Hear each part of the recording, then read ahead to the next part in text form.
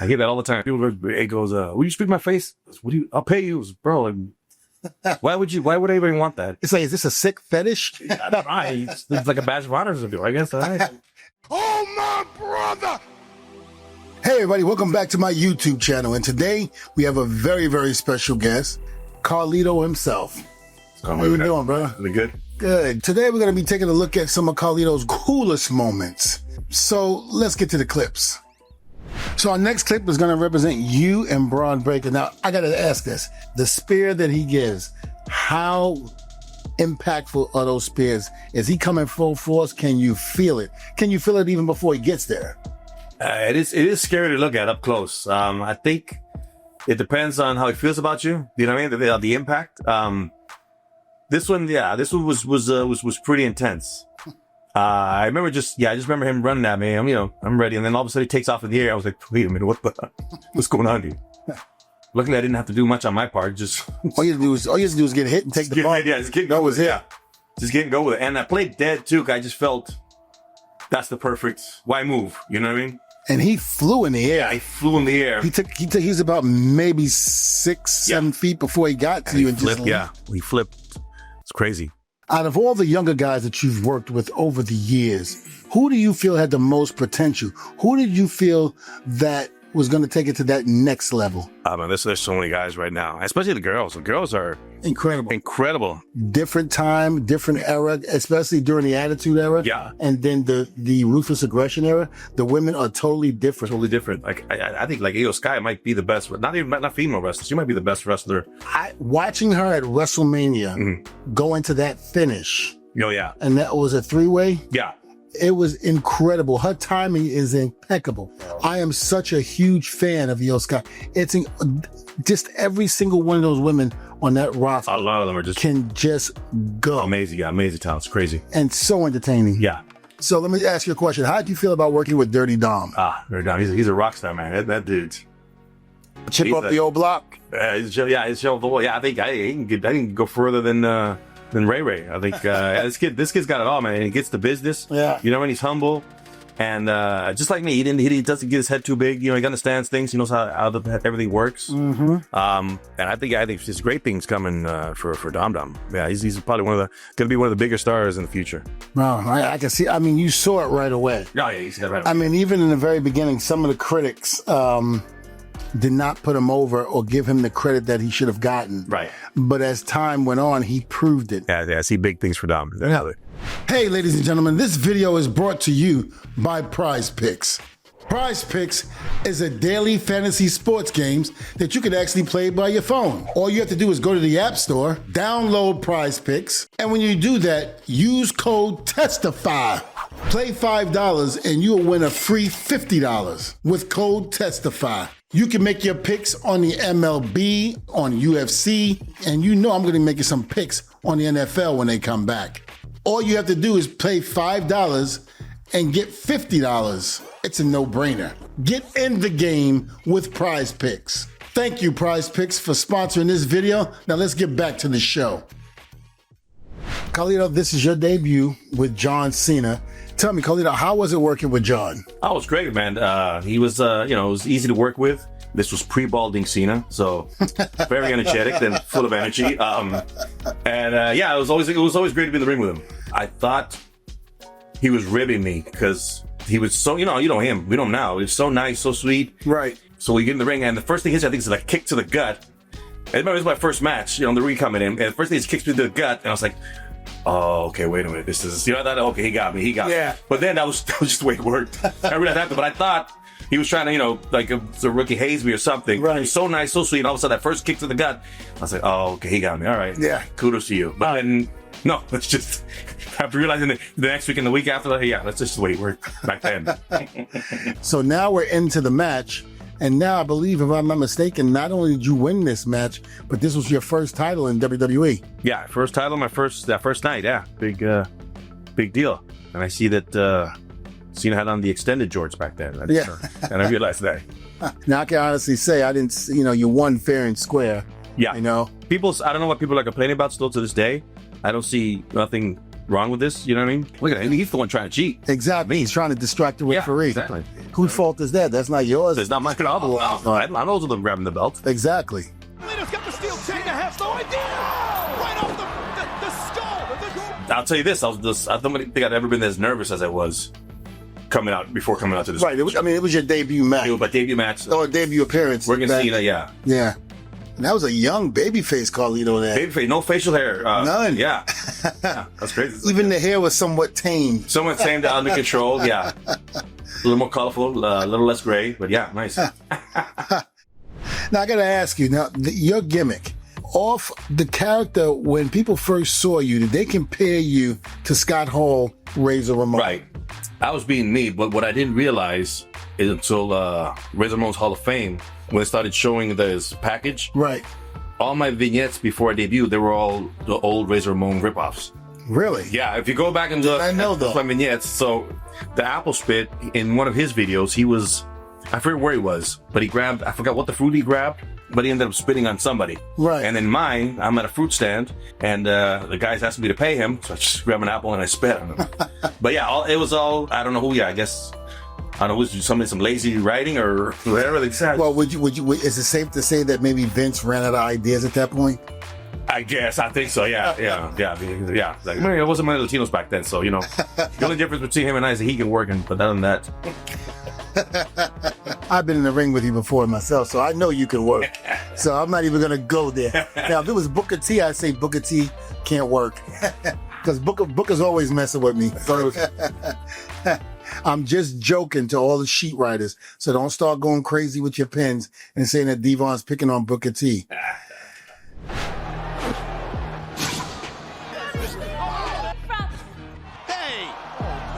So, Carlito, just one of the things that you're legendary for in terms of the spinning of the app. Sure. Where did that come from, and how, and who told you, listen, let's start doing that? That came from the vignette that I spoke of earlier, and it was Vince that saw it. But looking back at the vignette, and he liked that, and he told me to keep on doing that. So, yeah, that was Vince's idea. And then after that became a thing, like, it's weird. Like, people kind of like feel honored, or you know what I mean, or like excited, like, like, oh, I'm getting the apple spit, like, oh, yeah. So it's very weird. It's very weird. I don't think I've ever gotten anybody that kind of, or at least they didn't say it to me, you know what I mean? Right. And also I see a lot of people excited that, oh yeah, I'll do the apple spot. Crazy. Crazy. It's kind of like the table spot. Yeah, exactly. Young guys, they come in the business. Get stunned, or you know what I mean? Yeah, they're like, yeah, we would love for you to put me through a table. What? Yeah. No. Yeah, exactly right. Yeah, it'd be like that. Exactly. Why? You don't have to do that. Yeah. It's an honor. No, it's like the same thing. Let me spit in your face. Why? I get that all the time. People, it goes, will you spit in my face? I'll pay you. Bro, like, why would anybody want that? It's like, is this a sick fetish? It's like a badge of honor or something, I guess. Hey, listen, when you get the move or whatever you're doing over in the middle of the ring with the fans, and they come to you and do that, that's when you know you're over. Yeah, right? That's when you know you're over. Yeah. All right, let's get to this next clip. I know you can spit some apple, but from what I understand, you've also sucked a few grapefruits. All right, so our next clip, Carlito, is you and Triple H. And this is when you actually spit in the face of Triple H.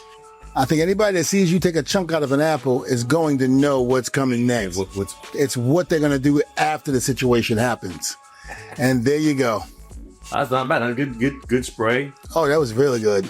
I don't think anybody's ever spit in his face like that before in the history of the wrestling business. I don't think so either. No. Probably, yeah, that was pretty good. I mean, you got all of that on there. Yeah, pretty impressed with that one. Not to mention, if you go back and look at when you took a bite out of that apple, I think you took half of the apple, put it in your mouth, and made sure that this is going to be a good one. I want to make sure it was a good one, yeah. That was definitely a good one. What's funny is people don't realize there's actually an art to it, because you can chew it too little and then it comes out of big chunks, and then it doesn't, for TV it doesn't look like anything. Then you can chew it too much, because then it's just what the liquidy kind of thing, right? It's so it doesn't, too wet. Doesn't show up well. So if you get the mixture, you get a couple big chunks, a couple of soggy chunks, and you get a nice little mix of. And ladies and gentlemen, this is the art of taking a bite of an apple and actually spitting it in somebody's face. The right way of doing it. It's not as easy as people think. I mean, again, that's a good one. That was a good one. he could have vetoed it if he wanted to. So Yeah. I'm assuming he was okay with it. I mean, there was a lot of times where I've witnessed for myself, because in the ring with Hunter or witnessing with other people, where he was very business. If it had to do with business, he was fine with it. He didn't care. Right. You know, you go through the curtain and, you know, you would expect maybe I shouldn't have did it like that. He'd be like, thank you very much. You know, And always in the Rumbles too, like he'd feed you. yeah, I mean, guys say, oh, he was guys. he was good. Yeah, it was good. That you'd always see him coming and he'd feed for everybody. So Now, you know, I got to say this. We always talk about chaos and rumbles, and every time we see each other, we always got to bring this up. You do remember One Night Stand, ECW. And the whole chaos, the smars had happened in the middle of the ring. JBL's people came down to face ECW guys, and the war was on, and we're all fighting, carrying on. And I remember JBL taking a swing and punching the Blue Meanie in the nose and broke his nose, blood everywhere. I went, good God, I'm staying away from JBL. You know, I'm fired. And then I saw you, and you were getting close to JBL. I grabbed you, waist locked you, threw you in the corner. I said, it's Devon. Just stay right here. Don't move. They got big plans for you. You don't need to get hurt. Stay right here with me. And we're just going back and forth. Yeah. And I was like, there you go. Keep punching me. Keep punching me. There you go. I'm going to cut you off. I cut you off, and I'm just choking you in the back. I was like, don't move. Just stay here. Don't even go down. I don't want nobody touching you. We got big plans for you. Because everybody was getting hurt that night. I was just like, nah, thank you. Yeah. I ain't doing that. I ain't letting you get hurt.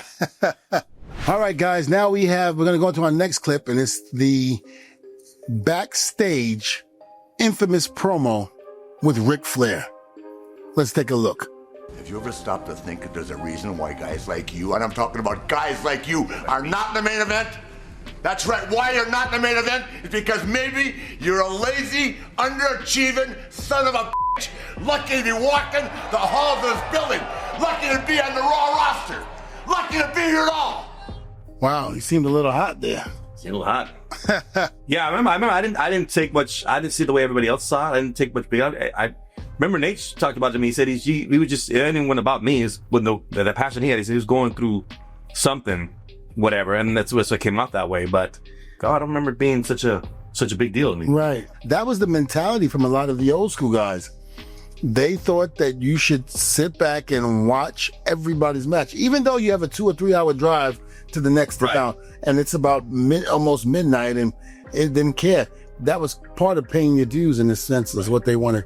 You don't want to be disrespectful, but in a sense, you got to get rest. You got to get some sleep. Yeah, exactly. Yes, and the old school way of doing things, sleep when I'm dead. It doesn't really apply anymore. Sure. You know, these guys were messed up back then because of having that mentality. Exactly. So now things have to be different. We have to think smarter. I think we brainwashed ourselves, because remember, if somebody asked for time off, we get made fun of. Exactly. This guy, what do you talking about time off? What do you want time off for? Oh, yeah, you got that? Or you can't work today. What's wrong? Oh, my ankles. Oh, look at him. Yeah. He's got. Nowadays, if you get a splinter on your finger, now they don't put you in the ring. Right. It's and totally also, you can say you can go, and they'll tell you you can't go. Yep. You know what I mean? But, which is the way it actually should be. Like, we were so twisted in the way we were thinking, like, yeah, we need time off. You know what I mean? Now we you know what I mean? It's like, it's crazy, but I don't know. It's weird. Just. And it's probably why some of our bodies are the way they are, because we didn't take the time to heal. We didn't take the time to figure out what was going on. Back then, it made you feel like a man, because that was the mentality of the way the wrestling business was, which now is totally different. Totally different. Thank God. Thank God. Yeah, exactly. Thank God. I don't know what we were thinking. Like, it should have been this way from the style, but not even our body, even the mental state. You know what I mean? Exactly. It's crazy. Now, Carlito, question is, when you heard that from Rick, did you see it change your way of thinking, or made you understand what he was trying to say? Or, did you just like, I get it, but at the same token, that's not me?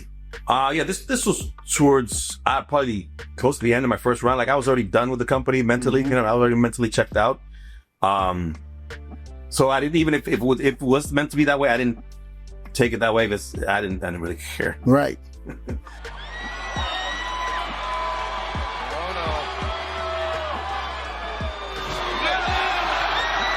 You can see that's what they see. The more I messed up my hair got, you could tell the more I was out. I kept seeing the hair keeps getting worse and worse. Yeah, that shows you my mental state here. Now let me ask you a question. Now, at this point, were you frustrated with the company and the business at that point in time because of how things were back then? Maybe, you needed that break or time off during that time? I definitely did. Yeah. Just like creatively, I was frustrated the way the company was, how abusive they were, you know what I mean? With all because remember, this is the time when they were the only game in town, you know what I mean? Yeah. They knew that, and they liked holding that over you. And it was, like I said, it's a different mentality too back then, you know what I mean? Not as, even culture wasn't as, right, evolved or sensitive or whatever. The way it is now. Yeah. All right, Carlito. So our next clip is going to show you versus The Undertaker. This was the first meeting between you and the dead man. So I think, so I dislocated my shoulder. I remember that. So they were finding a way to still keep me on TV. Oh, boy. Oh, my God. Tombstone pile driver. I remember that too, because I didn't have the other arm to grab. I slipped a little. But luckily, he's a professional and I was taken care of. But it scared me a little bit too when I started to slip. Oh my God. But yeah, luckily, that turned out all right. I don't know what kind of shoes I was wearing. That's a little debatable, but other than that. So you're trying to say that the Tombstone pile driver wasn't the same one that Hogan took some 20 years ago? That he said, "Oh, brother, you jarred me. You got me. And Taker was like, "Wait a minute. Your head was like 6 to 10 inches off the mat. You never even touched." So that didn't happen here. That did not happen to me. No. Okay. No, that just wanted to make sure. I just wanted to clear that out. Oh. Okay, Carlito, this is the infamous return of yourself in Puerto Rico.